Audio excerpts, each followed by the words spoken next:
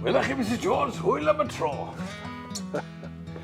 Wel, bore da.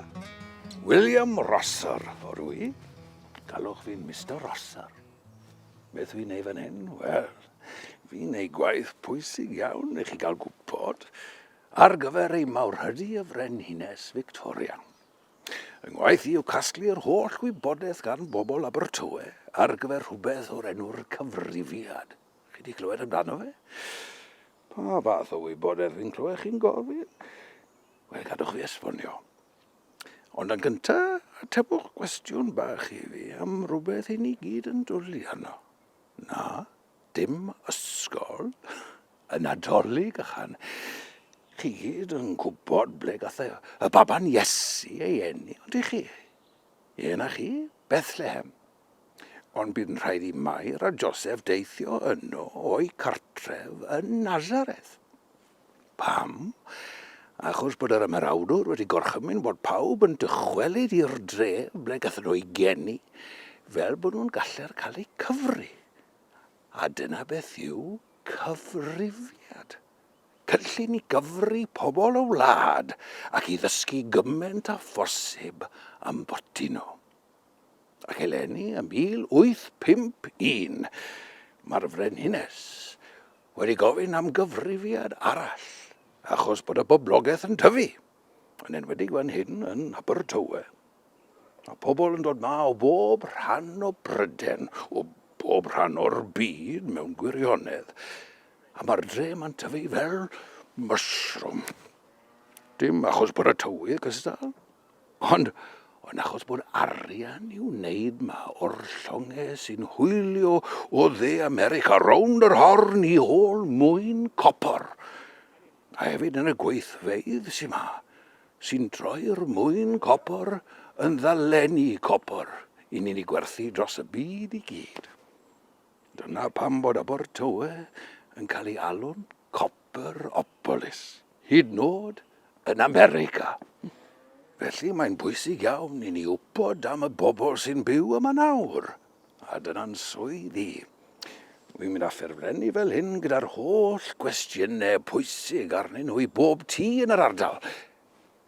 Pa gwestiynau? Wel, enw, oed a'i gwaith. Mae pobl yn sgrifennu eu hatebion a wy'n i casglu maes o law. Ond wrth gwrs, fel arfer, allwch chi ffindo mas lot mwy am bobl na'r manylion sylfaenol. Mae gan pawb ei stori. Byddech chi'n ego gwybod mwy am rai o'r bobl i fi'n cwrdd â nhw?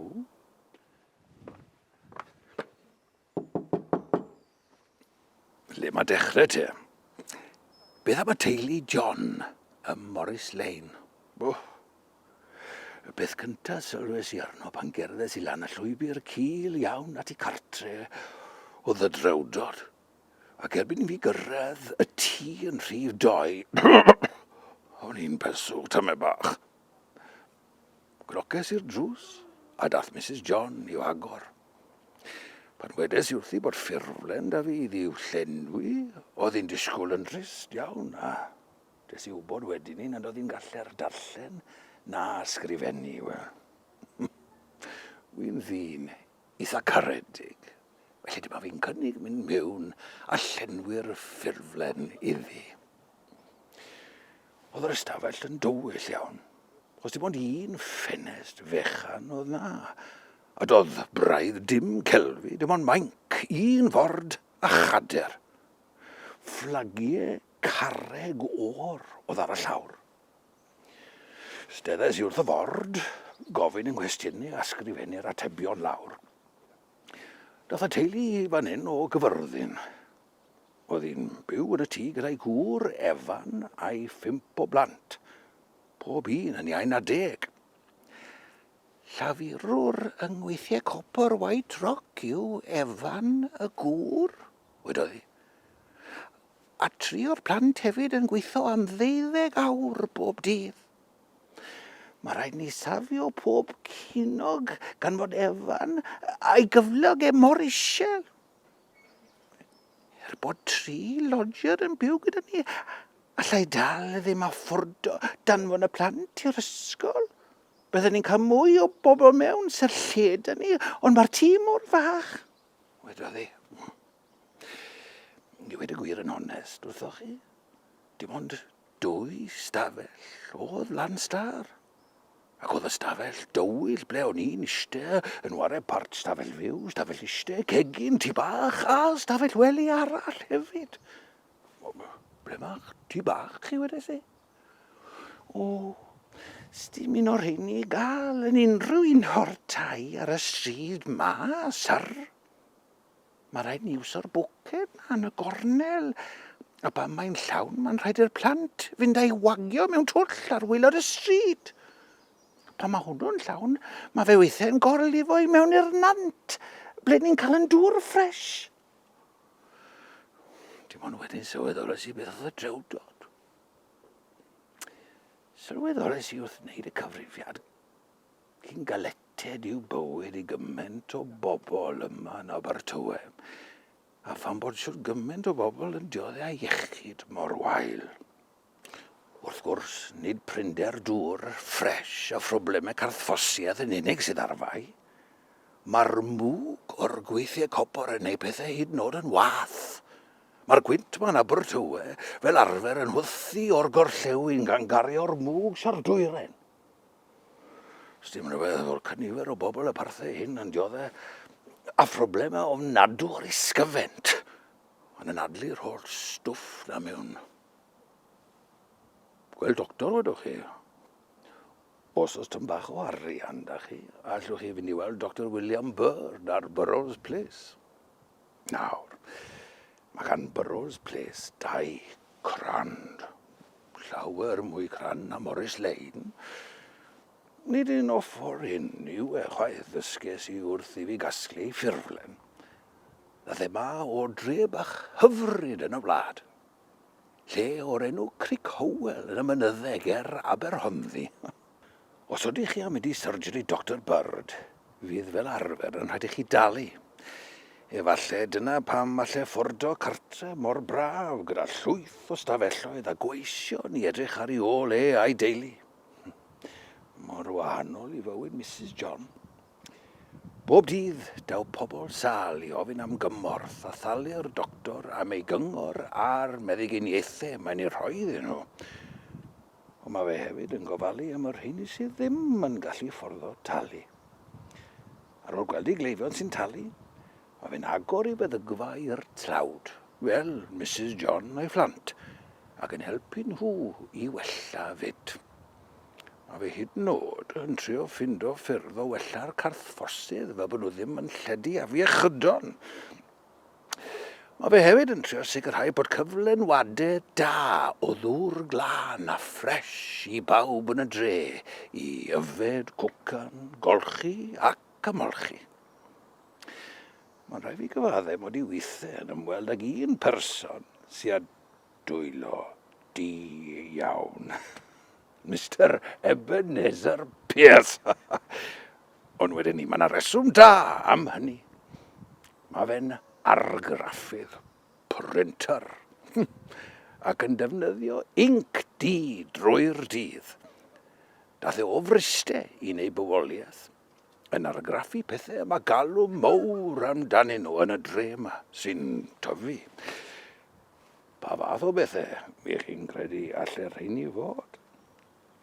Na chi, llyfrau, posteri, taflenni, amserlenni ar gyfer y rheilffordd newydd.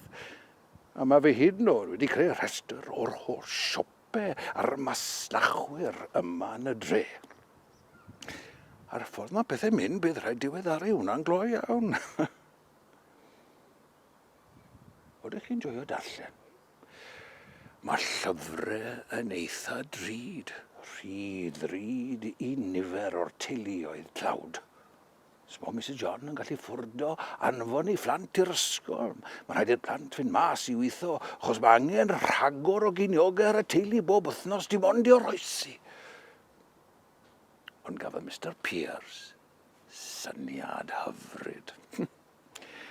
Agorodd ei lyfrgell ei hunan Fel bod pobl yn gallu benthyg llyfrau cyn ei dychwelyd am un arall am bris bach iawn.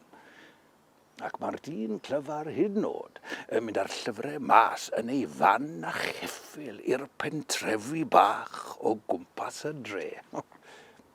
Fel Dr Bird, mae fe wedi gwneud lot o bethau i wella bywyd yn ein tre. Ac mae pethau'n gwella, yn dyn nhw. Sdim sbel wedi bod ers i Mr Brunel ddod â'i reilffordd gortitog sy'n cael ei deithio yn gloi ar hyd o wlad, hyd yn o'r cymbelled a Llundain. Pethau newid. Ond yn un fachgen, oedd y strydodd ma ddi bitch yn y nos, a bydden ni fechgyn yn ware bob math o ddwli, ond nawr mae lot ohonyn nhw wedi goleuo da golau nwy newydd. Wrth gwrs, lle nad oes golau, gall ystrydodd barhau yn llefydd ansierus, peryglus, nid yn unig achos bod chi'n gallu cwmpo, ond hefyd achos fel ym mhob tre fawr, mae dal gyda ni bobl ddrwg yn trio cymryd mantes o'r dyn niwed. A dwgyd oedd ei arnyn nhw. Fi'n nabod rhai sydd wedi bod i weld Mr Bernard Hennessy i brynu pistol i'w hunain. Jyst rhag ofan. Nawr te, na chi ddyn clyfar, Mr Hennessy. Nid Cymro, na. Oedd eisws wedi dod ma o'r Iwerddon. Mae lot o Wyddelod yn byw yn Abertawe nawr. Ath bywyd yn galed ar y tir yn Iwerddon a chollodd nifer o ffermwyr eu swyddi a'i cartrefi. Wrth glywed gan bobl eraill bod gwaith ar gael ma, daethon nhw draw i Abertawe.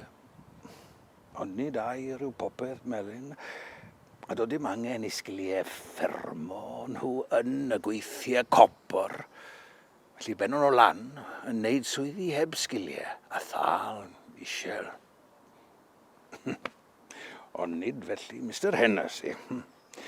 Draw yn Nilyn roedd e'n creu offerynnau gwyddonol ac roedd marchnad fawr iddyn nhw yma yng Nghymru. Mae angen offerynnau morwrol i liwio llongau sy'n hwylio dros y byd fel telescopes, cwmpawdau, clociau cywir a sextantau. Offeryn yw'r sextant sy'n galluogi'r capten weithio mas pa mor bell i'r gogledd neu'r de mae'r llong drwy weithio mas ongl yr haul dros y môr. A dyna'r union bethau oedd Mr Hennessy yn gallu darparu. Ond yn ogystal mae fe'n creu offerynnau meddygol a mae fe'n mewnforio pistolau o America fel ail fusnes. Mae yna teuluoedd cyfoethog yn byw yma yn Abertawe hefyd wrth gwrs. Mae gyda nhw gartrefi mawr crand. Pobl fel Dilynwch Abertawe. Wrth gwrs, sbon nhw'n byw yn y tai bychan yma, ond yn byw yn y rhannau neisach fel Pelltir Gar, mas o fwrllwch y ddinas. Sdim swyddi fel Mr Pierce da nhw, ond mae digonedd o amser da nhw i fynd i hela a chael diddordebau. Wel, chi'n gwybod bod camera gyda Mr Dilwyn Llywelyn?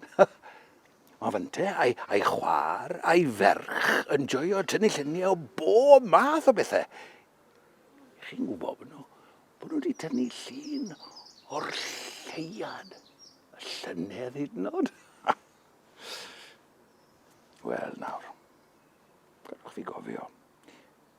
Fe roedd tyci y Mr Dilwyn presennol yn brwydro iddo chythwasiaeth i ben.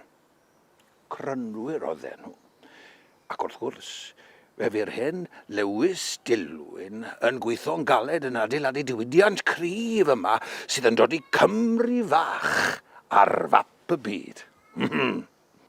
Ond dw, eri bod nhw'n gyfoethog, cofiwch, maen nhw hefyd wedi trio helpu pobl y ddinas hon. Dilynwch, pam ddim rhoi tro ar fod yn ddetectif eich hun a darganfod mwy am stori ddiddorol y dilwyns. Ysgwlwch. Mae'r amser wedi hedfan. Wel, oedd hi'n braf iawn cael clonc da chi. Bydd rhaid i fi fynd siathre nawr i barhau gyda'r dychwelediadau y returns. Cofiwch i lenwi'ch cyfrifiad yn ei alw draw i'w gasglu fe. Da fo chi nawr!